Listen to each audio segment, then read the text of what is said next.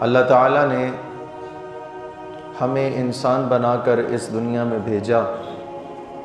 اور اس نے ہم پر یہ احسان فرمایا کہ دنیا کائنات میں جو چیزیں دیکھنے میں ہم سے زیادہ بڑی ہیں، طاقت میں ہم سے زیادہ ہیں، اللہ تعالیٰ نے ان طاقتور چیزوں کو بھی ہمارے ماتحت بنا دیا اور قرآن مجید میں اعلان فرما دیا کہ وَسَخَّرَ لَكُم مَا فِي السَّمَاوَاتِ وَمَا فِي الْأَرْضِ جَمِيعًا مِّنْهُ کہ اے انسان میں نے تیری دسترس میں دے دیا جو کچھ زمین کے اندر موجود ہے۔ بڑی بڑی طاقتور ترین جو مخلوقات ہیں ان پر انسان کا زور چلتا ہے اور انسان انہیں اپنے حکم سے چلاتا ہے، یہ اللہ کا خاص کرم اور اس کی توفیق اور اس کی دی ہوئی صلاحیت ہے۔ اللہ رب العزت نے ہمیں وہ کچھ عطا فرمایا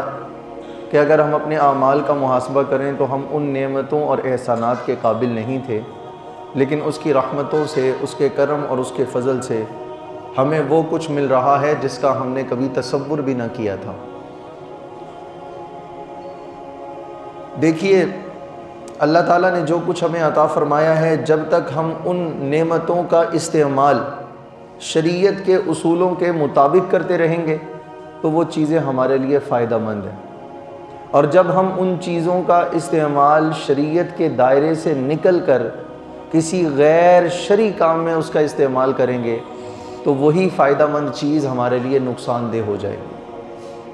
میں آسان کر دیتا ہوں، اللہ رب العزت نے ہمیں دیکھنے کے لیے آنکھیں عطا فرمائیں، ہم ان آنکھوں سے دیکھتے بھی ہیں، قرآن مجید کی تلاوت بھی کرتے ہیں۔ اللہ تعالیٰ ہمیں توفیق عطا فرمائے، کرم فرمائے تو ہم ان آنکھوں سے روضہ رسول اور خانہ کعبہ شریف کی زیارت بھی کریں۔ تو یہ آنکھ اللہ کی بڑی نعمت ہے۔ جب ہم اس آنکھ والی نعمت سے اس کے احکامات کے مطابق دیکھیں، اور اگر ہم اس آنکھ کے ذریعے گناہ دیکھیں، برائی دیکھیں، بیہودہ شرم و حیا سے دور کرنے والی چیزیں دیکھیں گے تو پھر یہی آنکھ کل قیامت والے دن ہمیں سزا کی طرف لے کر چلی جائے گی۔ یہ ہمارے جسم کے ایک حصے کی میں نے مثال دی ہے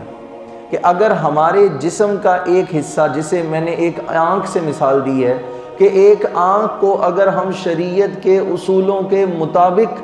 ہم اس کو خرچ کرتے ہیں، اس سے دیکھتے ہیں تو فائدہ ہے، نہیں دیکھتے تو مشکلات ہیں، سزا ہے۔ تو اسی طرح وہ سب چیزیں جو آج میرے اور آپ کے پاس ہیں، وہ پیسہ ہے، وہ شہرت ہے، وہ ہمارے پاس مختلف قسم کی ٹیکنالوجی ہے، جب تک ہم ان ساری چیزوں کو اللہ اور اس کے رسول کے احکامات کے مطابق استعمال کرتے رہیں گے تو وہ ساری چیزیں ہمارے لیے فائدہ مند ہیں، اور اگر ہم ان چیزوں کو دین اسلام سے ہٹ کر استعمال کریں گے، منفی اور غیر اسلامی چیزوں کی طرف متوجہ ہو جائیں گے تو پھر وہ ٹیکنالوجی، وہ پیسہ، وہ شہرت ہمارے لیے نہ صرف دنیا میں سزا کا سبب ہوگی بلکہ قبر و حشر میں بھی ہمیں اس کی سزا سہنا پڑے گی۔